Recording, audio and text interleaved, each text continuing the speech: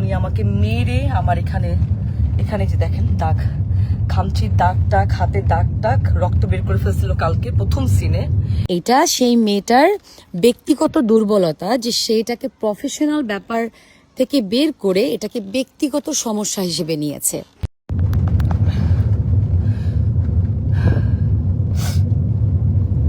Hello, আসসালামু আলাইকুম। আজকে আমি লাইভে আসছি একটা কথা বলার জন্য।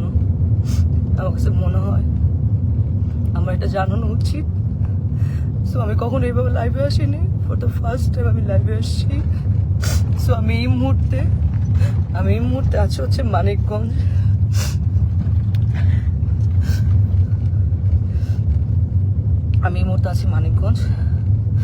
মানিকগঞ্জ ডিরেক্টর রাফাত মজুমদার, রিঙ্কু ভাইয়ের একটা কাজে আসছি ফিকশনে। এখানে আমার সাথে আছে তানজিন তিশা, সুদুজ্জামান সেলিম ভাইয়া, মোমেন আন্টি এবং অ্যাক্টর মিরাপি। তো আমি জানি না আসলে, গতকালকে আমার প্রথম সিন এবং গতকালকে আমি মানিকগঞ্জ আসি। এসে আমি তানজিন তিশা আপুর জন্য আমি খুব সুন্দর ঢাকা থেকে গিফট নিয়ে আসছিলাম, যে আমি তানজিন তিশা আপুকে গিফটগুলো দিব।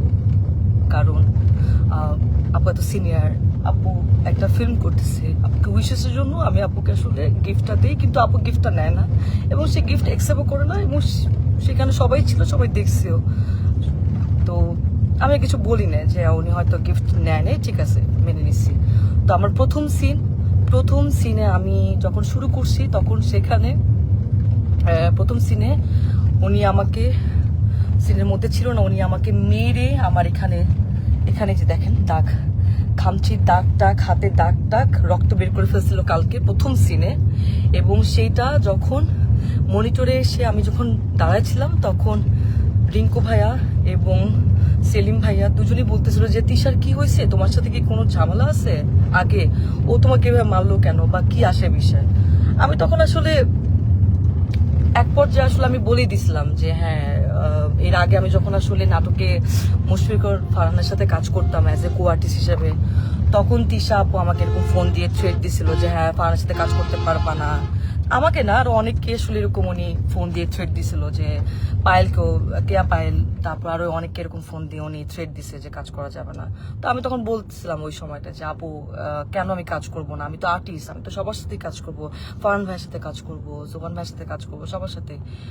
ফারহান ভাইয়ের সাথে কেন কাজ করব না, কি সমস্যা কি? তখন আমি বলছি হ্যাঁ, আমার ফারহান আমার জামাই হয়। আমি তখন কিছু বলি না, আচ্ছা ঠিক আছে, মনে হয় পার্সোনাল ওনাদের ব্যাপার হয়তো। তারপরে এরপরে গিয়ে কিন্তু আমি ফারহানকে জানাইছি ফোন দিয়ে যে ফারহান তিশা আপু কিন্তু আমাকে ফোন দিয়ে এইসব কথাবার্তা বলছে, এইভাবে হলে তো কাজ করতে পারবো না। তো সেটাও তাও 1-2 বছর আগের কথা। যাই হোক, উনি হয়তো ওই ক্ষোভ বা এই রাগ নিয়ে আসে কিনা, আই ডোন্ট নো। আজকে আমার সব সিন শেষ, আমি লাস্ট সিন।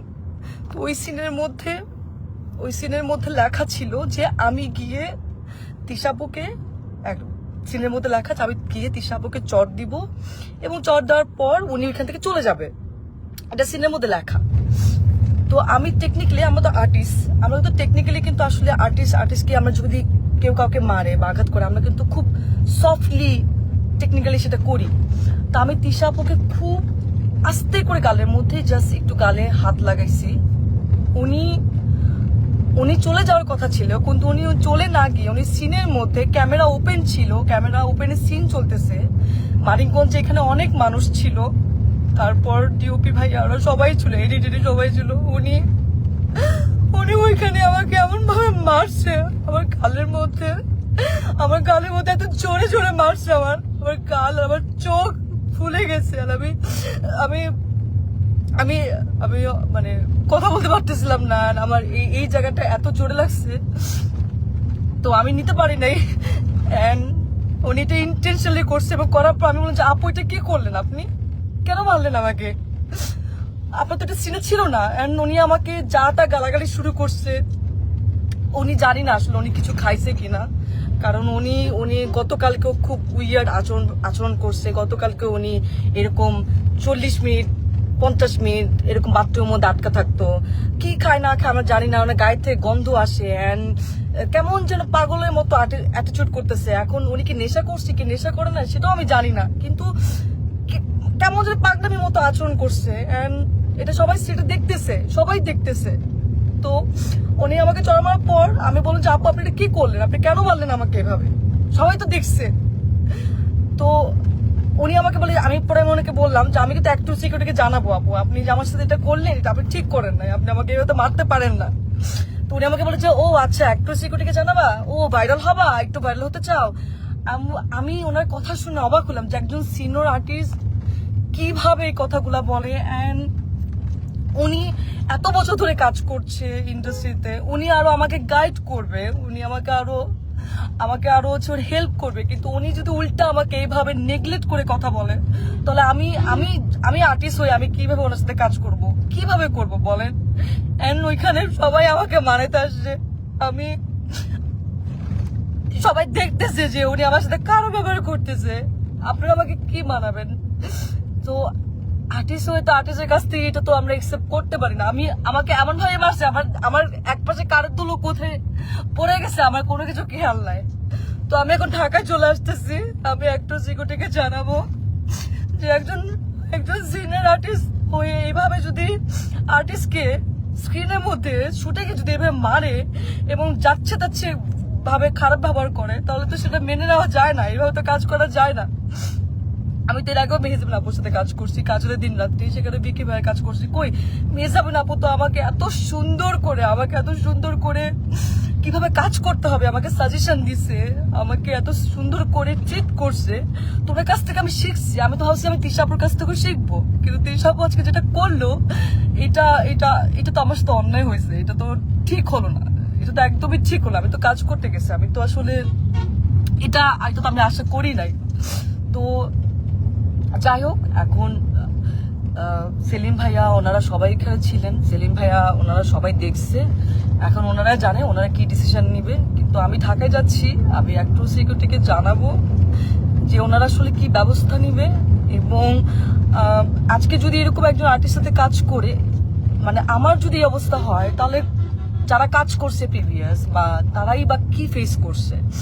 তো আমি তো সবসময় আশা করি যে আমি যারা সিনিয়র, যারা মেহজাবিন আপু বা যাদের সাথে কাজ করব, কখনো সামনে যখন কাজ করব তাদের কাছ থেকে আমি শিখবো।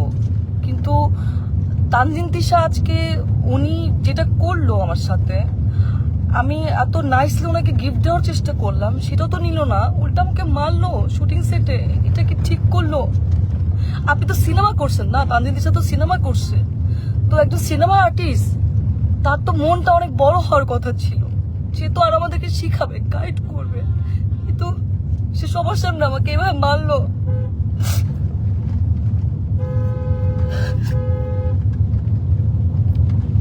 যাই হোক, আমি ঢাকায় যাচ্ছি, আমি আমি আমি একটু সিকিউরিটি ওনাদেরকে জানাবো, দেখি ওনারা কি ব্যবস্থা নেয়। তা সে এমনভাবে হয়তো লাইভ করেছে যে আমি হয়তো তাকে পার্সোনালি অ্যাটাক করেছি। পার্সোনালি অ্যাটাকের কিছুই নেই এখানে, এটা তার বুঝতে ভুল হয়েছে। আমি যতটুকু করেছি আমার চরিত্রের প্রয়োজনে করেছি, যতটুকু স্ক্রিপ্টে আছে আমি ততটুকু করেছি। ইম্প্রোভাইজ হয়ে যায়, বাট ওটা পুরোপুরি চরিত্রের মধ্যে থেকে করতে হয়। সো আমি চরিত্রের বাইরে কিছুই করিনি, এটা তার দুর্বলতা, এটা সেই মেয়েটার ব্যক্তিগত দুর্বলতা যে সেটাকে প্রফেশনাল ব্যাপার থেকে বের করে এটাকে ব্যক্তিগত সমস্যা হিসেবে নিয়েছে।